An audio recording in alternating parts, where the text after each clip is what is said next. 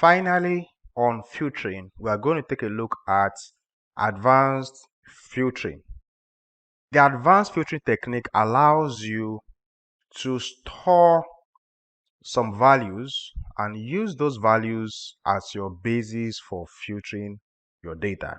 What do I mean by that? So I can basically pick maybe a couple of people here now. I'll just pick some people randomly just to create something, right? So I want to pick a couple of people, just selecting them, holding my control key to select multiple people at the same time.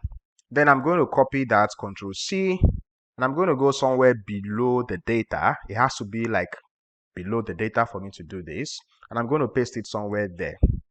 Okay, now all I'm trying to do now is to filter this my data set based on this list that I have. Now to make this work, I'm going to have to make sure that the exact same heading that I have for that column, I'm going to copy that heading. I need to repeat that same heading for this my list. Okay, then because my data is already clean, it doesn't require that I highlight the data set. All I need to do is stay somewhere within the original data sets, and then on the data tab where I have sort and filter, I'm going to click on advanced.